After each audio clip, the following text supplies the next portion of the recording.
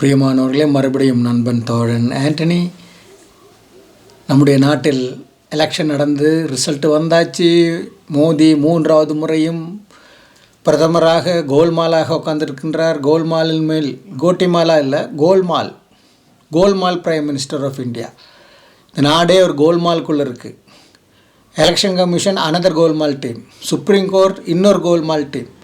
Supreme court மேலேயும் அதே போல் அதனுடைய சீஃப் ஜஸ்டிஸாக இருக்கின்ற சந்திரசூடு மேலேயும் அங்கே இருக்க ஜட்ஜுங்கள் மேலே நம்பிக்கை போய்கொண்டே இருக்கிறது. எல்லாரும் சொன்னாங்க, இதோ சந்திரசூடு அப்படி செஞ்சார், சந்திரசூடு இப்படி செஞ்சார், பிஜேபியை கண்ணில் விரல் விட்டு ஆட்டுறாரு, மோதியில் ஒரு விரலில் நிப்பாட்டுறாரு, அவர் தலைகீழ நிற்கிறாரு, சந்திரசூடு அவ்வளோதான், மோதியை கழுத்தை பிடிச்சி நெருக்கிறாரு. நான் சொல்லிக்கிட்டே வந்தேன். அதெல்லாம் மோடி என்ற ஒரு நபர் மேலே விட்டு ஹிந்துத்துவ என்ற ஆர்எஸ்எஸ்னுடைய சித்தாந்தத்துக்கு எதிரானதல்ல. மறுபடியும் 100 முறை நான் சொல்கிறேன். சந்திரசூடு என்று சொல்லுகிறவரும் அங்கே இருக்கின்ற தலைமை நீதிபதிகள் எல்லாம் பிராமணர்கள், எல்லாம் இந்துத்துவவாதிகள், எல்லாம் மனுஸ்மிருதிக்கு சப்போர்ட் பண்ணுறவங்க. அவங்களுக்கு கூட இருந்தான் இந்த சுப்ரீம் கோர்ட் என்பது. அதெல்லாம் கண்ணில் பொடி போடுறது. எது வேண்டும்? ஆட்சி வேண்டும், அவ்வளவுதான். அதற்கு எப்படியெல்லாம் அவர்கள் ஒத்தாசை செய்ய முடியுமோ அந்த ஒத்தாசையெல்லாம் நன்றாக செய்தார்கள். எலெக்ஷன் கமிஷனுக்கு எதிராக ஏடிஆர், எதிர்க்கட்சிகள், இந்தியா கூட்டணி, காங்கிரஸ் எல்லாரும் சொல்லியாச்சு. அநேக தனிப்பட்ட முறையில் ரிட்டையர்டு ஐஏஎஸ் ஆஃபீஸருங்க, ரிட்டையர்டு சீஃப் ஜஸ்டிஸுங்க, ரிட்டையர்டு ஹைகோர்ட்டு ஜட்ஜுங்க எல்லாம் பெட்டிஷன் கொடுத்தாச்சு சுப்ரீம் கோர்ட்டுக்கு. என்னான்னு? இவிஎம் மிஷினில் நம்பிக்கைத்தன்மை இல்லை, இவிஎம் மிஷினில் கோல்மால் பண்ணுறாங்க, இவிஎம் மிஷின் மால் ஃபங்க்ஷன் இருக்குது, அதை நிப்பாட்ட சொல்லுங்கள், பேலட்டுக்கு போவோம். அப்பொழுதெல்லாம் சந்திரசூடு பதில், நேரம் பத்தாது. ஏன்? என்ன நேரம்? ஜனநாயகத்துக்கு இந்த நாடினுடைய முதுகெலும்பே ஜனநாயகம்தான். அந்த ஜனநாயகத்தை தேர்ந்தெடுக்கக்கூடிய ஒரு விஷயத்துக்கு என்ன நேரம் பத்தாது? அதை விட என்ன நேரம் வேணும்? அது 1 வாரம் ஆகட்டும், 2 வாரம் ஆகட்டும், என்ன பிரச்சனை? அப்படியே வான் இடிஞ்சு விழுந்துருமா? இல்லை. சுப்ரீம் கோர்ட்டு எலெக்ஷன் கமிஷனுக்கு முட்டு கொடுக்குறாங்க. எலெக்ஷன் கமிஷன் மோடியுடைய என்ன சொல்கிறது, கூண்டில் இருக்கின்ற கிளியாக இருக்குது. மோதியை நிப்பாட்டுறதுக்கு டேட்டை பாருங்கள் எப்படி கொடுத்தாங்கன்னு. ஏதாவது ஒரு நாட்டில் இருக்கும்போது 1.5 மாதம் எலெக்ஷன், 48 நாள் எலெக்ஷன் டேட்டு டோட்டலாக ஸ்டார்டிங்லேருந்து ஃபினிஷிங் வரைக்கும். அதுவும் இவிஎம் மிஷின். இதுவா ஃபாஸ்ட்டு? பேலட் பேப்பர் இருக்கும்பொழுதே 20 நாள் 15 நாளில் எலெக்ஷனே முடிஞ்சு 4-5 நாளில் ரிப்போர்ட்டு வெளியில் வருது. டோட்டலாக 20-28 நாளில் எல்லாம் முடிஞ்சிடுச்சு. கவுண்டிங்கும் வந்துடுச்சு, எல்லாம் வந்துடுச்சு. இது இவிஎம் மிஷின் ஃபாஸ்ட்டு, கம்ப்யூட்டரைஸ்டு. அதுக்குன்னு ஃப்ராடாக இருக்கின்ற காங்கிரஸ் தலைவர்களும் இருக்கிறாங்க. ரிட்டையர்டு ஜட்ஜிங் ஒரு பக்கம் அதை சப்போர்ட் பண்ணுறவங்க இருக்கிறாங்க, ரிட்டையர்டு ஐஏஎஸ் ஆஃபீஸருங்க அதை சப்போர்ட் பண்ணுறவங்க இருக்கிறாங்க. அவர்களெல்லாம் பின்னணி நீங்கள் பார்த்தீங்கன்னா எல்லாம் ஹிந்து தீவிரவாதத்துக்கு சப்போர்ட் பண்ணுற பிராமண கூட்டமாக இருக்கும். நான் அடித்து சொல்கிறேன். ஏன் நீங்கள் எப்பவுமே பிராமணர்கள் சொல்கிறீங்களேன்னு நினைக்காதீங்க. ஆமாங்க, அந்த பார்ப்பனிய பிராமண ஃப்ராடுங்க செய்கிற வேலை இது. தொழில்நுட்பத்தை நாம் தவறு சொல்லக்கூடாது. தொழில்நுட்பத்தை நாம் இது பண்ணணும், மண்ணாங்கட்டி பண்ணணும். சந்திரசூடு பேசின பேச்சு தொழில்நுட்பம் என்ன? மண்ணாங்கட்டி தொழில்நுட்பம். இப்படி ஃப்ராடுத்தனம் நடந்திருக்கு. 14 நடந்திருக்கு, 19 நடந்திருக்கு. 19 நடந்ததை பற்றி ஏடிஆர் அன்றைக்கே கொடுத்த கேஸு இன்னும் 24, அது 2024 ஆகிடுச்சு. 5 வருஷம் முடிஞ்சுது. இன்னும் அவங்க அந்த கேஸ் ஃபைலை எடுக்கலை. 5 வருஷம் ஆச்சு. ஒருவேளை அந்த ஃபைல் எடுத்து அந்த ஃபைலின்படி சோதனைகளெல்லாம் பண்ணி ஆமாம் இது உண்மைதான் அப்படின்னு சொன்னால் கடந்த 5 வருஷத்தில், அதே மாதிரி 14 இவங்க மொத்தம் இந்த 10 வருஷத்தில் அவங்க கொண்டு வந்த சட்டங்கள் எல்லாம் என்ன ஆகிடும்? ரத்தாயிடுமா இல்லையா? அப்போ அதனால் பாதிக்கப்பட்டவர்களுக்கெல்லாம் இந்த சுப்ரீம் கோர்ட்டு தீர்ப்பு கொடுப்பாங்களா? பாருங்கள், நீட்டினால் எத்தனை பிள்ளைகள் தற்கொலை செஞ்சார்கள்.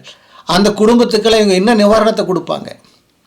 இவங்க கொண்டு வந்த விவசாய சட்டம், டிமானிட்டைசேஷன், 1000 ரூபா செல்லாதுன்னு சொன்னது, இதெல்லாம் ரத்தாயிடுமா இல்லையா? இந்த ஒரு ஃப்ராடு கவர்மெண்ட்டை சப்போர்ட் பண்ணுறதுக்குன்னு இருக்கின்ற சுப்ரீம் கோர்ட்டு டைரெக்டாக சப்போர்ட் பண்ணாமல் இன்டைரக்டாக சப்போர்ட் பண்ணுறாங்க.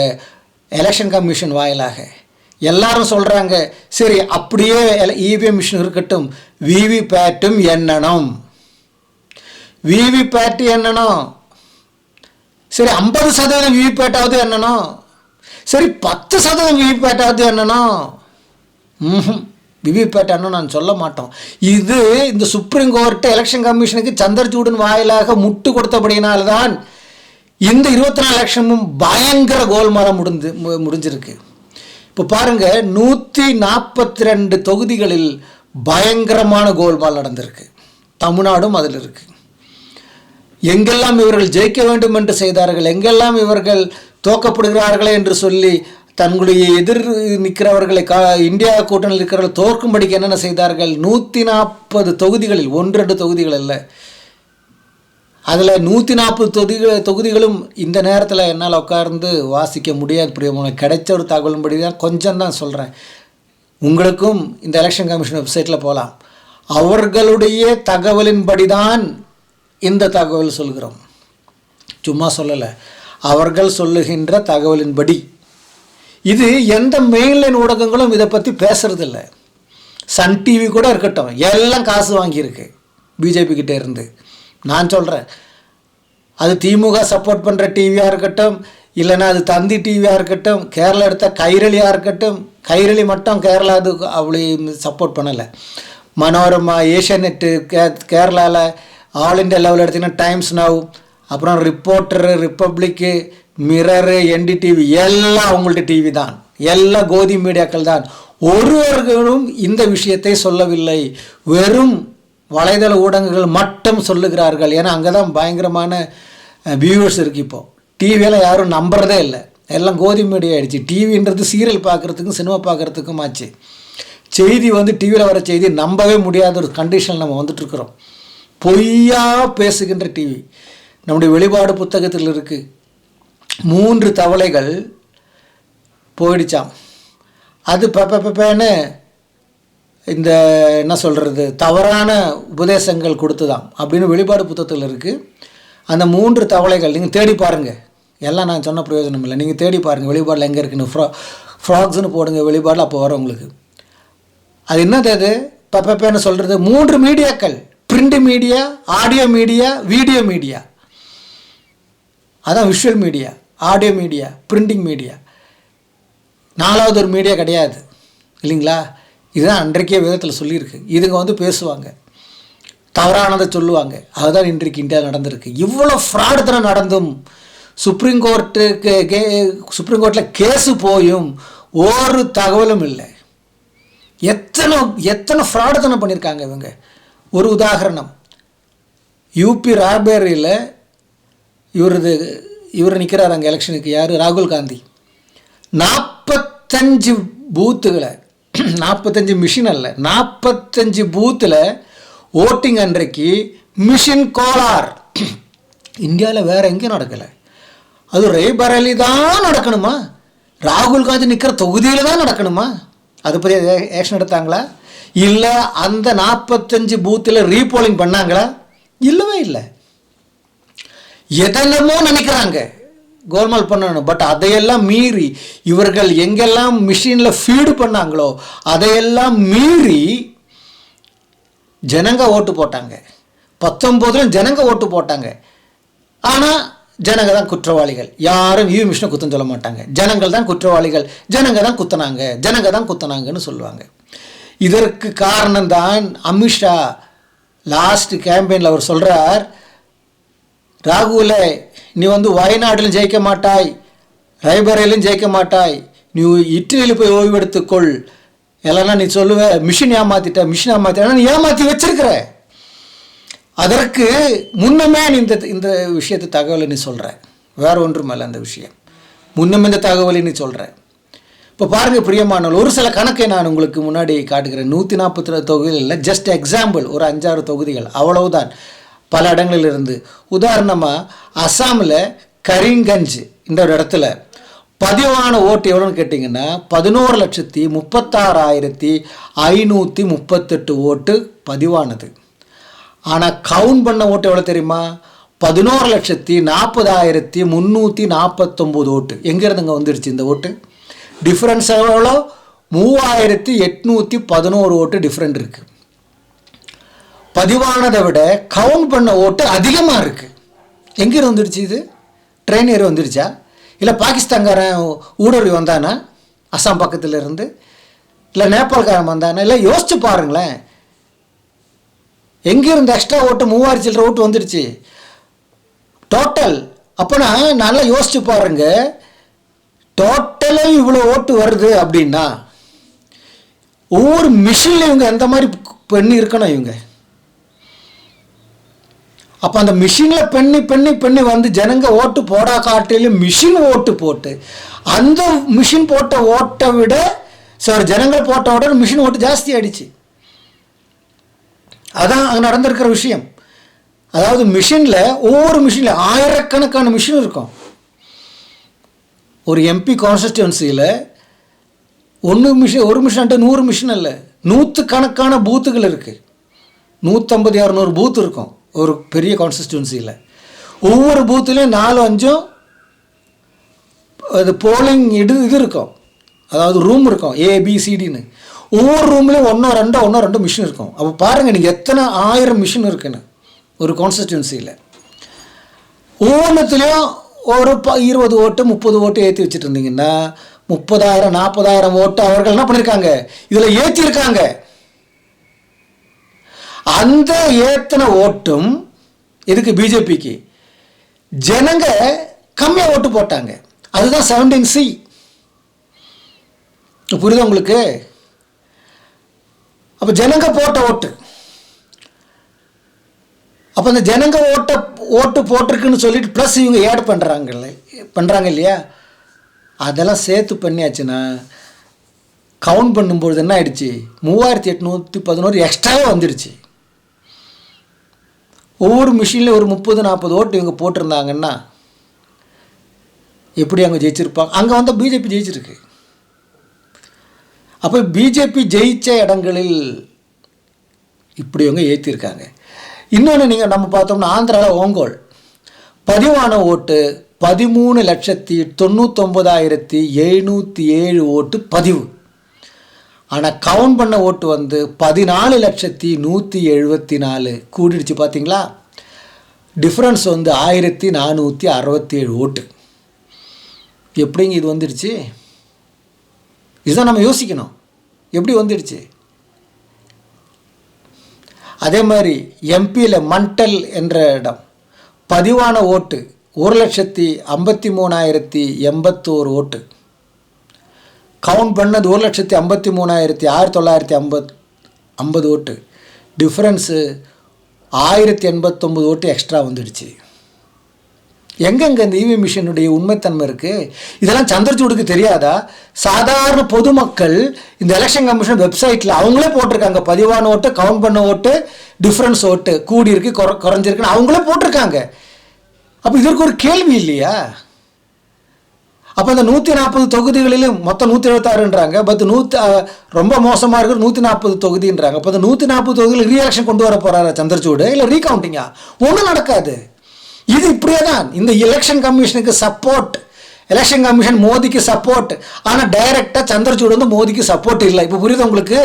அவன் ஒரு பிராமணன் தான், இந்த நாட்டினுடைய ஜனநாயகத்தை குலைக்கும்படி வந்திருக்கின்றவன். சும்மா பேருக்கு 2 சட்டம் அவ்வளோதான். மோதியை கழுத்தை பிடிச்சாச்சு, மோதியை கண்ணில் விட்டு விரல போட்டு ஆட்டியாச்சுன்னு ஊடகங்கள் அப்படியே தூக்கி வைப்பார் சந்திரசூடனை. ஆனால் இங்கே எலெக்ஷன் கமிஷனுக்கு முட்டு கொடுத்து நிற்பார். இவ்வளோ ஃப்ராட் தான் நடந்திருக்கு. ரீபோலிங் கொண்டாடுவார் அவர். இவ்வளோ கம்ப்ளைண்ட் போயிருக்குல்ல. சரி, இன்னும் தான் அவருக்கு தேடி பார்க்க தெரியாது அவருக்கு. ஏன் அவர் வந்து சந்திரமண்டலில் வாசம் செய்கிறாரா, இல்லை அவருக்கு வந்து இன்டர்நெட் எல்லாம் அவருக்கு வந்து ஆக்சஸ் கிடையாதா? கிடையாது, செய்ய மாட்டாங்க. பிராமணர்கள் எப்படி செய்வாங்க?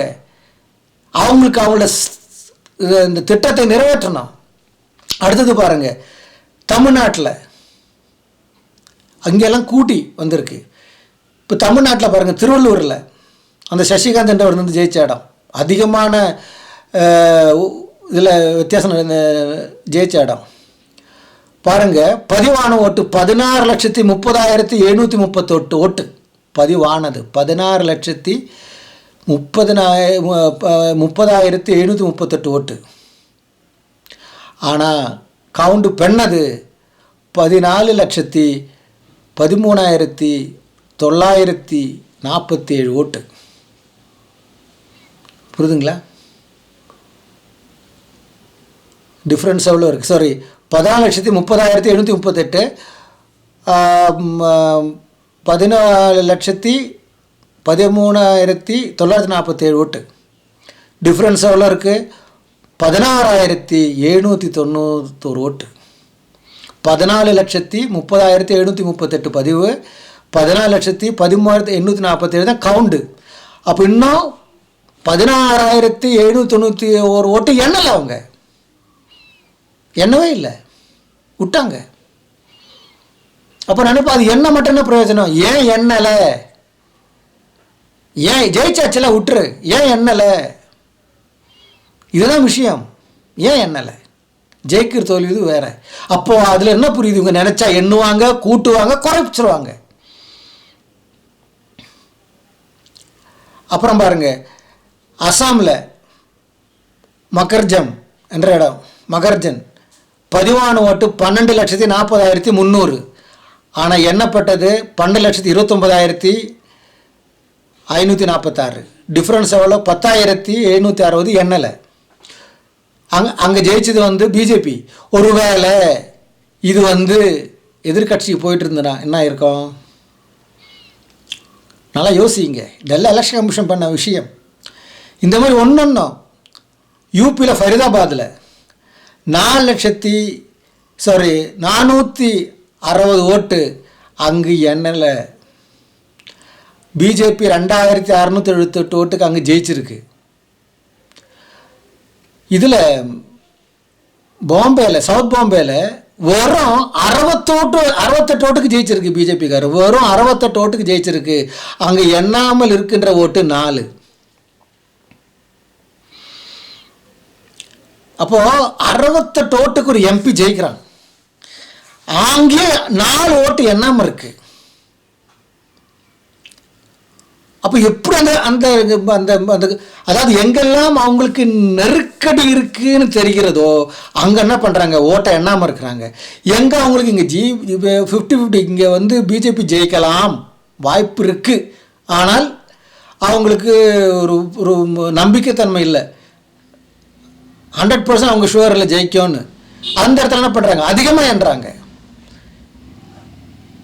எதிர்கட்சிங்க கண்டிப்பாக ஜெயிச்சிருவாங்கன்ற இடத்துல கம்மியான்றாங்க. அதுக்கேற்ற மற்ற மிஷினெலாம் செட் பண்ணுறாங்க. செட் பண்ணியே அவங்களால இவ்வளோ எண்ண முடியலை. இன்னொரு இடம் பாருங்கள், ஒரிசாவில் தேன்கானல் என்ற இடத்துல பார்த்தீங்கன்னா பதிவான ஓட்டு 13,93,460.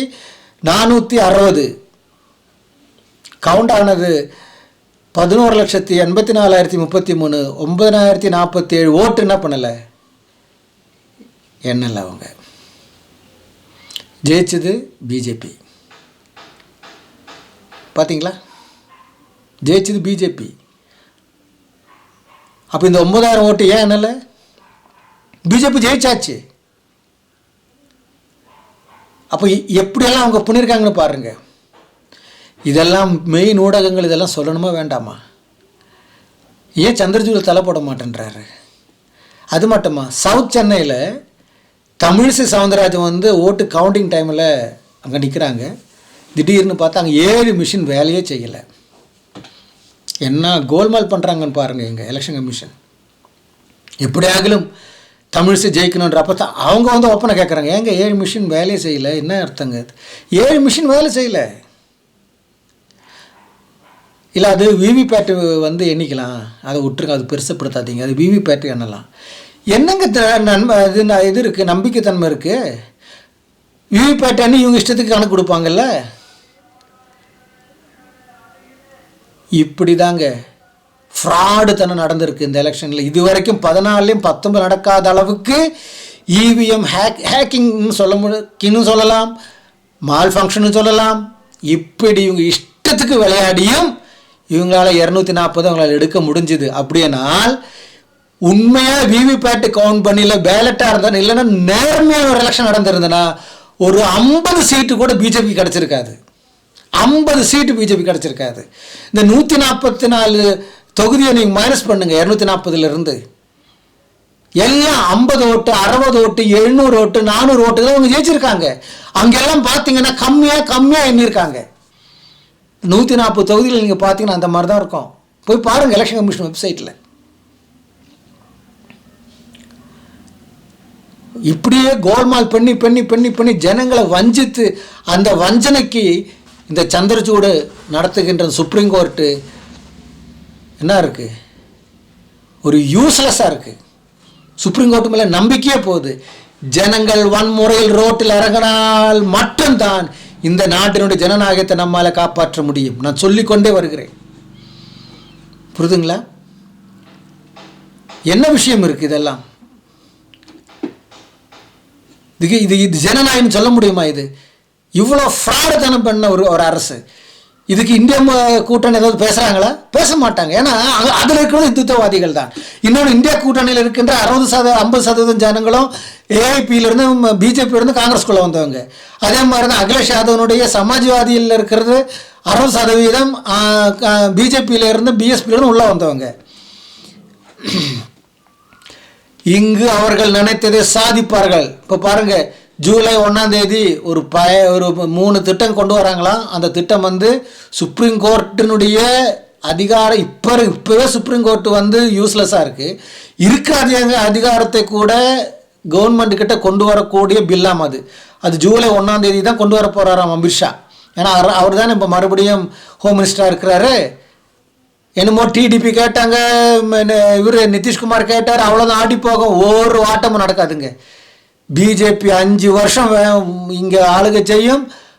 யாராலையும் ஒன்றும் பண்ண முடியாது. அவங்க நினைத்ததெல்லாம் சாதிப்பார்கள். ஒன்றும் பண்ண முடியாது. ஏன் தெரியுங்களா? அடித்து சொல்கிறேன். சுப்ரீம் கோர்ட்டு அவங்களுக்கு சாதகம் நிற்பாங்க. 1. 2, அதாவது ஒருவேளை பாஸ்வானுடைய மகன், அந்த எல்ஜிபியினுடைய லீடர், 5 சீட் இருக்குது அவர் கையில். நிதிஷ்குமார் ஜேடியு 12 சீட் இருக்குது. எவ்வளோ ஆச்சு? 17. டிடிபி 16 சீட் இருக்குது. 33. இந்த 33 சீட்டு போனாலும் அவங்களுக்கு ஒரு யூஸும் கிடையாது. ஏன் தெரியுமா? ஏன்னா அவங்கக்கிட்ட மறுபடியும் 23 இண்டிபெண்டன்ஸுங்க இருக்குது, சோட்டா பார்ட்டிங்க இருக்கிறாங்க. அவங்களெல்லாம் அச்சுறுத்தி பயமுறுத்தி இடி, ஐடி, என்ஐஏ, சுப்ரீம் கோர்ட்டுன்னு சொல்லிவிட்டு உங்களுக்கு வேண்டிய 100கணக்கான கோடி எத்தனை வேணால் நீங்கள் திருடிக்கிங்கோ, நாங்கள் கண் மூடிக்கிறோம். ஏன்னா ஃப்ராடுங்கெல்லாம் பிஜேபியில் வந்தால் அப்படியே உத்தமன் ஆகிடுறாங்கல்ல. அப்போ திருடிக்கிங்க, எங்கள் கூட நின்றுங்க அப்படின்னு சொல்லியாச்சுன்னா அவங்க நின்றுருவாங்க. அப்போ எவ்வளோ ஆச்சு? 63, 263 ஆயிடுச்சு. மிச்சம் அவங்களுக்கு வேண்டியது 9, 10 சீட்டு. அதுக்கு தான் காங்கிரஸில் வந்திருக்காங்களே, பிஜேபியிலேருந்து. அதே போல் எஸ்பியிலேருந்து வந்திருக்காங்கல்ல, இங்கே இருந்து போயிடுவாங்க. ஒரு 100 கோடி தர, 500 கோடி தர, 1000 கோடியை தரோன்னு சொன்னால் கூட வாங்கிட்டு போயிடுவாங்க. அவ்வளோதான். போனவங்க அங்கே போய் மாட்டியாச்சு. இப்போ அவங்களால பேச முடியாது. நீ 5 வருஷம் பல்ல கடிச்சிருக்கணும். பிஜேபி கொண்டு வர எல்லா சட்டத்துக்கும் நீ பதில் கொடுத்தாகணும். இங்கே எதிர்கட்சி, வலிமையான எதிர்கட்சி, அந்த எதிர்கட்சி தாவீது கோலியாது என்ன புண்ணாக்குன்னு சொல்லு. நீ இங்கே பெப்பேன்னு கத்தலாம், ஆனால் மெஜாரிட்டி ஓட்டிங்கில் அவங்க பில் பாஸ் பண்ணுவாங்க. ஒன்றும் கிடையாது, அவங்களால ஒன்றும் பண்ண முடியாது. நீ வேணா போ, சந்திரபாபு நாயுடு போ. உதவாத 2 அமைச்சரை கொடுத்துருக்கு. சந்திரபாபுக்கும் உதவாத 2 கொடுத்துருக்கு, இவருக்கும் நிதிஷ்குமாருக்கும். எல்லாம் அவங்க நினச்சபடி தான் போகுது. ஒன்றும் மிரட்டி பார்த்தா ஒன்றும் மோதியை மிரட்ட முடியாது, மிரட்டவும் முடியாது. ஏன்னா எல்லாம் மோதி பக்கம்தான், ஈடியும் ஈடியும் எல்லாம் அவங்க பக்கம்தான். வலுவான எதிர்கட்சி. ஓகே, நீ வலுவாக உட்காந்துட்டுரு, என்ன தொட முடியாது உன்னால. நீ இத்தனை நாள் வலுவாக இல்லை, இப்போ வலுவாக இருக்குது. இத்தனை நாளும் பல்லில்லாத சிங்கமாக இருந்த, இப்போ பல் உள்ள சிங்கமாக இருக்கிற. அவ்வளோதான் வித்தியாசமே தவிர என்ன நாள் ஒன்றும் பண்ண முடியாது. நாங்கள் கொண்டு வருவோம். இங்கே காங்கிரஸில் இருந்தே நிறைய பேர் அவங்களுக்கு ஓட்டு பண்ணுவாங்க. இந்தியா கூட்டணியில் நிறைய பேர் அவங்களுக்கு ஓட்டு பண்ணுவாங்க. உதாரணமாக 370 ஆர்டிக்கிள் இது பாராளுமன்றத்தில் கொண்டு வரும்பொழுது எதிர்த்து பேசினாங்க. காங்கிரஸ்காரங்களும் எதிர்த்து பேசுகிறாங்க, எல்லாரும் எதிர்த்து பேசுனாங்க. நீ என்ன வேணா பேசி, எங்களுக்கு என்ன. ஓட்டுக்கு வந்து பண்ணாச்சு, எல்லாரும் ஓட்டு போட்டாங்களா இல்லையா? நிறைய பேர் ஓட்டு போட்டாங்க இல்லை? எல்லாரும் எதிர்த்தாங்களா? ஓட்டிங்கில் பேசும்போது எதிர்ப்பாங்க, ஓட்டிங் போடும்போது போட்டாங்களா இல்லையா? நான் எப்பவுமே சொல்கிறேன், கிறிஸ்துவர்களை பிஜேபிக்காரன் நேரடியாக குத்துறான், காங்கிரஸ் பின்னாடி குத்துவாங்க, அவ்வளோதான் வித்தியாசம். பிஜேபிக்காரன் கிறிஸ்தவர்கள் அடிக்கும்போது இவன் வேடிக்கை பார்ப்பான், இவன் அடிக்க மாட்டான், ரெண்டு கிடைக்கட்டுன்னு வேடிக்கை பார்ப்பான், அவ்வளோதான் வித்தியாசம், வேறொரு வித்தியாசமும் இல்லை. பிஜேபி தலையை வெட்டுவாங்க, காங்கிரஸ்காரன் போஷம் கொடுத்து 2 நாள் 3 நாள் புழக்க வச்சு சாவடிச்சிருவான், இவ்வளோதான் வித்தியாசம். இல்லைன்னா இவ்வளோ கோல்மால் நடந்திருக்கு, சாதாரண ஜனங்களெல்லாம் இது பார்த்து பேசுகிறாங்களே, ஏன் கம்மி பண்ணீங்க, ஏன் ஜாஸ்தி பண்ணீங்க, இதை வச்சு இவங்களுக்கு பேச முடியாதா? இல்லை இந்த இடத்துல ரீகவுண்டிங் பண்ணணும் இவங்களால சொல்ல முடியாதா? சொல்ல மாட்டாங்க. ஏன்னா நாங்களும் அதுக்கு ரெடி தான், அவ்வளோதான். ஏன்னா நாங்கள் ஒரு நாளைக்கு ஆட்சிக்கு வருவோம்ல, இப்படியே சொல்லி சொல்லி சொல்லி சொல்லி நாங்களும் வருவோம். இப்போ எப்படி ராம் ஜன்மபூமியில் கோயிலை கட்டுறோம் காட்டி காட்டி காட்டி ஓட்டு வாங்கி கட்டின பிறகு நாமம் போட்டாங்கல்ல, அதே போல் எதிர்கட்சி நாங்கள் ஜெயிக்கணும், பேலட்டை நாங்கள் ஒழிப்போம், நீட்டை கிழிப்போம் அப்படின்லாம் சொல்லி சொல்லி சொல்லி ஓட்டு வாங்கி தாங்களை வந்து உட்காருவாங்கல்ல, உட்காந்து இவங்களும் அதே தான், அதே குருடி கதவு திரட்டின்ற மாதிரி ஆகிடும், இவங்களும் செய்வாங்க. இந்த மாதிரி தான் ஆக போகுது பிரியமானவர்களே. நம்முடைய நாடு ஜனநாயகம் என்பது சுத்தமாக இல்லாமல் போகுது. இன்னொரு விஷயத்தை நான் சொல்கிறேன், இது காங்கிரஸ் வந்தாலும் இதே கதி தான். ஏன் தெரியுங்களா? இது பிஜேபி அப்போ நினச்சாலும் மாற்ற முடியாது, காங்கிரஸ் நினச்சாலும் மாற்ற முடியாது. இதுக்கு மேலே ஒரு சக்தி இருக்குது. நான் கடவுளை இருக்கலை, உலகத்தின் பிரஜாபதி போல செயல்படுகின்ற இல்லுமினாட்டிகள் தான் உலகத்தையே ஆளுகிறார்கள். அதை புரிஞ்சுக்குங்க. நீங்கள் எவன் மேலே ஆளுகைக்கு வா, நான் சொல்கிறபடி தான் நீ செய்யணும், அவ்வளவுதான், வேறு ஒன்றும் நல்ல விஷயம். இல்லுமினாட்டிகள் அவன் சொல்கிறபடி தான் நடந்தால் உனக்கு வேர்ல்டு பேங்க்லேருந்து கடன் கிடைக்கும், எல்லாம் ஒன்றும் பண்ண முடியாது உன்னால். இதுதான் முற்றிலுமான இதுக்கு மேலான ஒரு விஷயம். இதை நாம் புரிந்து கொள்ள வேண்டும். இது இப்படி நடக்கும், கடைசி காலத்தில் இது இப்படி நடக்கும் பிரியமானவர்களே. இது வேதத்தில் சொல்லப்பட்டிருக்கின்ற விஷயம். மத்தாய் 24ஆம் அதிகாரம் படித்து பாருங்கள், அங்கே இருக்குது. ஜனங்களுக்கு எதிராக, தேசத்துக்கு எதிராக. தேசத்துக்கு எதிராக என்ன அர்த்தம்? 2 மண்ணோர் சொந்தம் இல்லை. அந்த தேசத்தை ஆளுகை செய்கிறவர்களே அந்த தேசத்தில் ஜனங்களுக்கு எதிராக. அது மட்டுமல்ல, அந்த தேசத்தில் வாசம் பண்ணுகின்ற ஜனங்களே ஒரு கூட்டம் ஜனங்கள் மற்ற ஜனங்களுக்கு எதிராக. ஒன்று அரசு அந்த நாட்டு ஜனங்களுக்கு எதிராக, இன்னொன்று அந்த நாட்டில் இருக்கின்ற ஜனங்களே ஜனங்களுக்கு எதிராக மாறும். அது நடந்து கொண்டிருக்கிறது. இவ்வளவும் கோல்மால் பண்றாங்க இந்த பிஜேபின்னு தெரிந்தும் பிஜேபிக்கு சப்போர்ட் பண்றது ஒரு கூட்டம் இருக்கா இல்லையா? இவ்வளவு கோல்மால் பண்றாங்க. 142 இடங்களில் இந்த மாதிரி கோல்மால் பண்ணியிருக்கிறாங்கன்னு தெரிஞ்சும், எவ்வளவு ஊழல் நடந்து செஞ்சிருக்காங்கன்னு தெரிஞ்சும் அந்த ஜனங்க பிஜேபிக்கு ஓட்டு போடுறாங்களா இல்லையா? அப்போ அவங்களோட மனநிலைமை என்ன? சிந்திச்சு பாருங்க. என்னது அவங்களோட மனநிலைமை? ஜனத்துக்கு எதிராக தானே நிற்கிறாங்க. எல்லாம் ஹிந்துத்துவா என்ற மதத்தை தலையில் ஒரு வேக்சின் போல ஏற்றி ஜனங்களை ஏமாத்திருக்காங்க, அதை நம்பி இருக்கிறாங்க. அப்போ எந்த அளவுக்கு கோல்மால் எல்லா மிஷின்லையும் பண்ணியிருக்காங்கன்னு பாருங்க. அப்போ அதுக்கு சாதகமாக சுப்ரீம் கோர்ட் என்ன சொல்லியிருக்கு? விவிபேட்டெல்லாம் என்ன வேண்டாம், அவ்வளோதான். ஏன்னா நேரம் இல்லை. நீங்கள் தொழில்நுட்பத்தை நம்பணும். அட முட்டப்பயல, நீ என்னத்தை சீஃப் ஜஸ்டிஸாக இருக்கிற? தொழில்நுட்பத்துக்கு இந்தியாவோடலாம் மேலே இருக்கிறது ஜப்பானும் யூரோப்பும் அமெரிக்காவும். அவங்கள சொல்கிறாங்க இதில் வந்து இது பண்ண முடியாது, இதில் எவ்வளோ வேணால் ஏமாத்தலாம் அவங்கள சொல்கிறாங்க. அதுவும் காதில் போகலையா? என்னத்தை டிகிரி படித்த என்ன சீஃப் ஜஸ்டிஸாக உட்காந்துட்டு இருக்கிற நீ? உலகத்தில் சொல்கிறவங்கள முட்டாளுங்களா? அப்போ பெருசாக தொழில்நுட்பத்தை நம்பணுமா? எல்லாத்துக்கும் நீங்கள் இந்த மாதிரி நீங்கள் நம்பிக்கை இல்லாமல் கொண்டு வந்த அப்புறம் ஜனநாயகம் எப்படி தான் காப்பாற்ற முடியும்? உன்ன மாதிரி ஃப்ராடுங்க சீஃப் ஜஸ்டிஸாக இருக்கிறதுனால தான் ஜனநாயகம் குட்டிச்சோராயிடுது. நம்பிக்கை இல்லாமல் கொண்டு வருவோம். ஒரு குடிமகனுக்கு நம்பிக்கை இல்லைன்றது கொண்டு வரும்போது அதை தீர்த்து வைக்க வேண்டிய கடமை அந்த நாட்டினுடைய அரசுக்கு இருக்கு. அந்த நாட்டினுடைய நீதிமன்றத்துக்கு இருக்குது, உயர் நீதிமன்றத்துக்கு இருக்குது, உச்ச நீதிமன்றத்துக்கு இருக்குது, அந்த மன்றத்தோட தலைவனாக இருக்கின்ற தலைமை நீதிபதிக்கும் இருக்குது. நீங்கள் நம்பணுமா? என்னத்தை நம்பணும்? கடவுளை அதை நம்புறதுக்கு கடவுளை தான் நம்பணும். மனிதரை நம்ப வேண்டாம், சோதித்து அறிய வேண்டும். பேசிக்கொண்டே போகலாம். பாருங்கள் என்னென்ன நடக்க போகுதுன்னு பாருங்கள். அந்த 5 வருஷத்தில் இன்னமும் ஜூலை 1 அது நடக்கும். ஜூலை ஒன்றும் நடக்க போகிறதில்ல. இன்னாதான் தலைக்கீழ நில்லு நடக்கும். எப்போ தெரியுங்களா? இந்த 140 கோடி ஜனங்கள் தெருவில் வந்து இங்கே ஒரு பெரிய பயங்கர இது என்ன சொல்கிறது, இது புரட்சி வெடிக்கணும். இந்த நாட்டில் புரட்சி வெடித்தால் கண்டிப்பாக நடக்கும். அன்டில் அண்ட் அன்லஸ் புரட்சி வெடிக்கலையா, ரெவல்யூஷன் நடக்கலையா, ஒன்றும் நடக்காது. இந்த தவளை மழை காலத்தில் பெறன்னு சவுண்டு வைக்கல, அந்த மாதிரி வைக்க வேண்டியது தான். எதிர்கட்சி நின்று கத்த வேண்டியது தான். வேணால் பார்லிமெண்ட்லேருந்து வாக் அவுட், நீ வாக் அவுட் பண்ணிக்கோ, வாக் இன் பண்ணிக்கோ, அவங்கள அதை பற்றி கவலை இல்லை. ரோட்டில் நின்று கத்திக்க, ஒரு மூலையில் நின்றுட்டு கவலை இல்லை. ஆனால் எப்போ இது வன்முறையாக வெடிக்குமோ, ஜனங்கள் தெருவுக்கு வருவாங்களோ, அப்போ தான் இது நடக்குங்க. ஆனால் நம்ம நாட்டை பொறுத்த வரைக்கும் நடக்காது. ஏன் தெரியுமா? அது நடக்கக்கூடாதபடிக்கு இந்துத்துவா என்றும், இஸ்லாமியர்கள் ஃப்ராடுகள் என்றும், கிறிஸ்துவர்கள் மதமாற்றவர்கள் என்றும், கிறிஸ்துவ கைக்கூலிகள் என்றும், இங்கிலீஷ் கைக்கூலிகள் என்றும் எல்லாம் சொல்லி ஜனங்களுக்குள்ளேயே ஒற்றுமையை கெடுத்து வைத்துட்டான். அப்புறம் எங்கே ஒற்றுமை நடக்கும்? இங்கே நடக்கவே நடக்காது. பிரியமானவர்களே, நாம் இந்த மண்ணில் பிறந்தது எந்த நோக்கத்துக்கும் தெரியாது. ஆனால் கர்த்தர் சும்மா நம்மளை பிறக்க வைக்க மாட்டார். நாம் இதற்காக குரல் கொடுக்க வேண்டும். எது நேர்ந்தாலும் சரி, கடைசி மூச்சு இருக்கிற வரைக்கும் இந்த நாட்டினுடைய நன்மைக்காகவும், ஜனநாயக நிலைப்படுத்தும்படிக்காகவும், அதே நேரத்தில் நாம் கிறிஸ்துவில் இருக்கிறபடியினால் கிறிஸ்துவோட சுவிசேஷம் நம்மால் முடிந்த அளவுக்கு எல்லாரிடத்திலையும் போகும்படிக்காகவும் நாம் தைரியமாக நின்று குரல் கொடுக்க வேண்டும். புரியுதுங்களா? பிரியமான சிந்தியுங்க.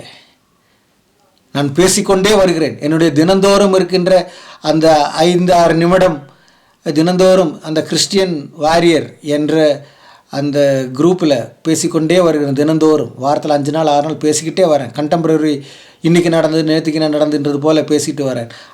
அதோட அந்த எல்லாம் நான் ஒவ்வொரு நாளும் சொல்லிக்கிட்டு வருகிறேன். இப்பொழுதும் சொல்லுகிறேன். அடுத்த வருஷம் இவங்க இந்து ராஷ்டிரன்றது கொண்டு வர பார்ப்பார்கள்.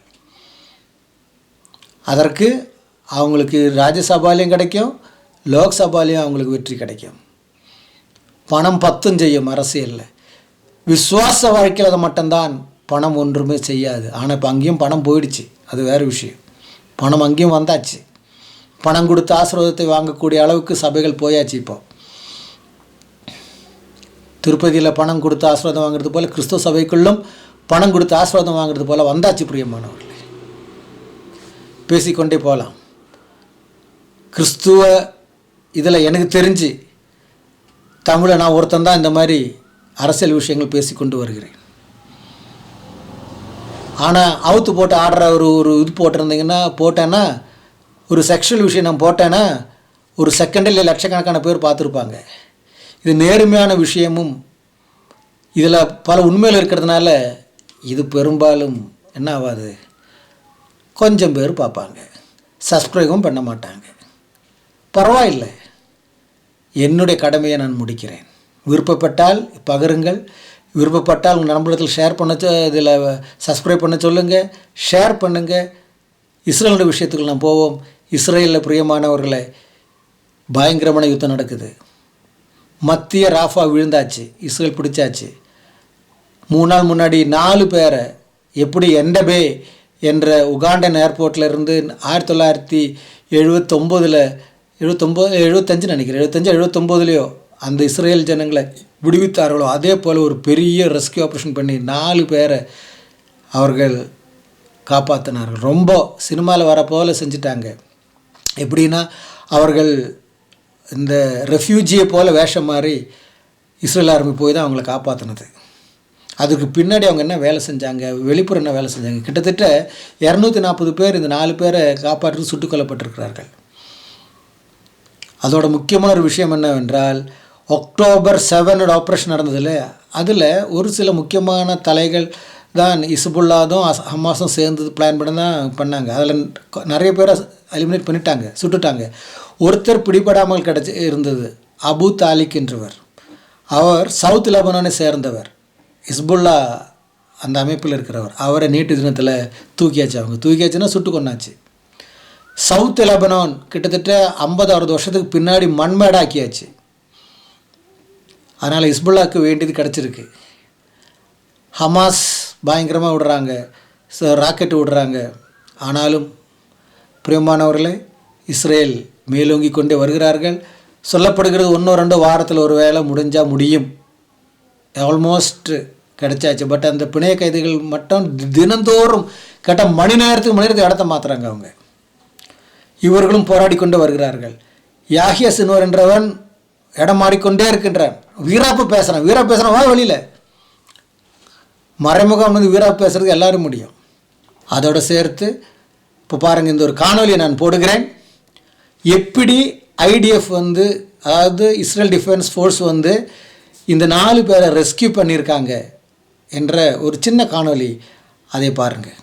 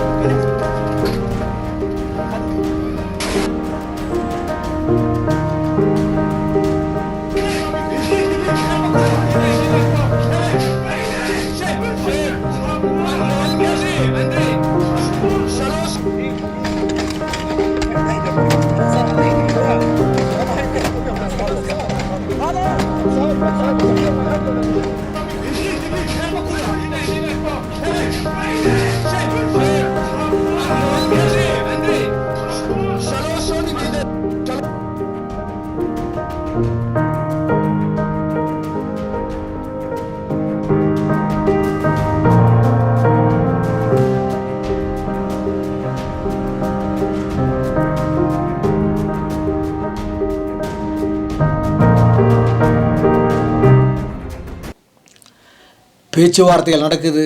ஆனால் நேற்று தினத்தில் வந்த ரிப்போர்ட், ஹமாஸ் இப்பொழுது இஸ்ரேல் வைத்திருக்கின்ற அந்த நிபந்தனைகளும் ஏற்றுக்கொள்ளவில்லை. ஆகையினால் இன்னும் எத்தனை நாள் யுத்தம் தொடரும் என்று தெரியாது. நாம் இஸ்ரேலுக்கு ஜெபிக்க வேண்டியது நம்முடைய கடமை. நம்முடைய சகோதரர்களுக்கு அவர்களுடைய கண் மறைக்கப்பட்டதுனால தான் நமக்கு ரட்சிப்பு கிடைச்சிது. இது நம்ம மறக்கக்கூடாது. ஆகையினால் இஸ்ரேலுடைய சமாதானத்துக்காகவும் அவங்களுடைய வெற்றிக்காகவும் நாம் ஜெபிக்க வேண்டியது மிக மிக அவசியம். பிரியமானவர்களே, நான் கடைசியாக சொல்லி முடிக்கிறேன்.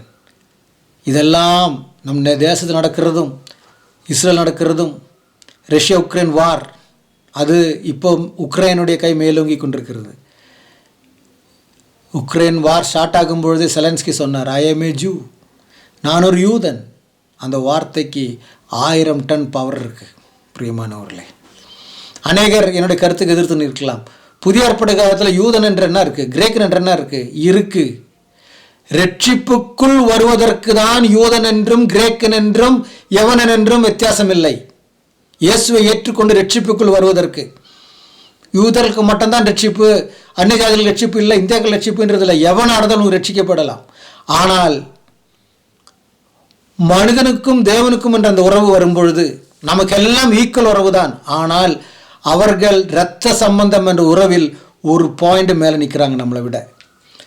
நாம் வாக்தானத்தின்படி தான் பிள்ளைகளாகிறோம். யோவான் சுவிசேஷம் 1:12, கலாத்தியர் புஸ்தகம் 3:28-29 படி வாக்தானத்தின்படி தான் நம்ம ஆகிறோம். அவர்கள் வாக்தானம் இல்லை, இரத்தத்தின்படியாக இருக்கின்றோம். அப்படின்னு சந்ததியாக இருக்கிறார்கள். அது வேறு உபதேசமாக போகும். பட் நான் ஜஸ்ட்டு சொல்லி முடிக்கிறேன். நீங்கள் இந்த கருத்தை ஏற்றுக்கிறீர்களோ ஏற்றுக்கொள்ள மாட்டீங்களோ எனக்கு அதை பற்றி கவலையே கிடையாது. நடைமுறையில் இருக்கின்ற விஷயம், கண் முன்னாடி நடக்கின்ற விஷயம்தான் இது. இஸ்ரேல் செய்வதில் நியாயம்தான். புரியுதுங்களா? அதில் என்ன கேட்டுக்கொண்டிருக்கின்ற பிரியமானவர்களே, நீங்கள் யாராக இருந்தாலும் சரி, அநேக ஹமாஸ் தீவிரவாதிகள் கிறிஸ்துவர்களாக வந்து அவர்கள் அமெரிக்காலையும் யூரோப்லையும் தஞ்சம் புகுந்து அவங்கள சாட்சியை கேளுங்க. நீங்கள் இதில் பார்த்து தெரியும், யூடியூப்பில் பார்த்து தெரியும், கூகுளில் போய் அடித்து பாருங்கள். PLO terrorist convert to Christianity, Hamas terrorist convert to Christianity. ஏன் ஹமாஸினுடைய ஃபவுண்டரில் ஒருத்தர் இப்போ அமெரிக்காவில் இவாஞ்சலிஸ்டாக இருக்கிறார். இதை நான் ஏற்கனவே என்னுடைய காணொலியில் போட்டிருக்கிறேன், நீங்கள் பாருங்கள். எனக்கு சொல்ல வேண்டியது என்னவென்றால், கர்த்தராக இயேசு கிறிஸ்துவை போல உண்மையான தேவன் மனிதனாக வந்தவர் வேறு யாரும் இல்லை. அவர்தான் இந்த உலகத்துக்கு இரட்சகர். அண்டா சராசரங்களை சிருஷ்டித்தவர், மனிதன் சிருஷ்டித்த மனிதனை மீட்கும்படிக்கு மனிதனாக பூமியில் வந்து சிலுவையில் தன்னை ஒப்பு கொடுத்து பலியானார், இரத்தம் சிந்தினார். இரத்தம் சிந்துதல் இல்லாமல் பாவமன்னிப்பில்லை என்ற உலக சட்டத்தின்படி அவர் இரத்தம் சிந்தி அந்த இரத்தத்தால் நமக்கு விடுதலை கொடுத்திருக்கிறார், மன்னிப்பு கொடுத்திருக்கிறார். இதை நீங்கள் ஏற்றுக்கொண்டு விசுவாசித்தால் உங்களுக்கும் அந்த விடுதலை கிடைக்கும். ஹமாஸ் தீவிரவாதிகளுக்கு விடுதலை, எத்தனையோ பேர் கிறிஸ்துவலாக இருக்கிறாங்க. இப்போது PLO பாலஸ்டைன் ரெவல்யூஷன் ஆர்கனைசேஷன் என்ற அந்த டெரரிஸ்ட் குரூப்பில் இருந்து அநேகர் விசுவாசத்தில் வந்து அவங்க இவாஞ்சலிஸ்டாக இருக்கிறாங்க. ஃபவுண்டருடைய மகனும் இவாஞ்சலிஸ்டாக இருக்கிறாங்க. ஆனால் உண்மை தெரிந்தால் சத்தியத்தை அறிவீர்கள், சத்தியம் உங்களை விடுதலையாக்கும். நீங்கள் ஹிந்து தீவிரவாதியாக இருக்கலாம், பஜ்ரங்கதளாக இருக்கலாம், RSS சப்போர்ட்டராக இருக்கலாம், யார் வேணா இருங்க. எல்லாம் கட்டுக்கதைகளால் உண்டாக்கப்பட்ட கடவுள்கள். அவர்களுக்கு வேண்டியதெல்லாம் லிங்கமும் யோனியும் காமமும் தான். ஆனால் இயேசு கிறிஸ்து தான் மனிதனுக்காக பலியாக வந்தவர், மரித்தார், உயிர்த்தெழுந்தார், ஜீவிக்கிற தேவனாக இருக்கின்றார். மற்ற கிருஷ்ணனும் ராமனும் எல்லாம் மரித்தார்கள், அடக்கம் பண்ணப்பட்டார்கள், அவனும் உயிர் தெரிந்திருக்கலை. ஒன்றும் அவங்க உலகத்திலே பிறக்கலை, அதெல்லாம் கற்பனை கதா சிருஷ்டிகள். ஏனென்றால் ஒவ்வொரு கதையும் ஒவ்வொரு மாதிரி இருக்கும். எத்தனை 300 ராமாயணம் இருக்குது. ஒவ்வொரு ராமாயணத்தில் ராமாயணம் ஒன்றொன்னா இருக்குது. ஒரு ராமாயணத்தில் ஒரு அப்பனுக்கு பிறந்த 2 பேர் தான் தசரதனுடைய பிள்ளைகள் தான் ராமனும் சீதையும். ஒரு ராமாயணத்தில் சீதையோட கணவன் தான் ராமனை. மைத்திலி ராமாயணத்தில் ராவனுடைய சீதையுடைய அண்ணன் தான் ராமன், மைத்திலி ராமாயணத்தில். இப்படி ஒவ்வொரு ராமாயணம் ஒவ்வொரு கதைகள்.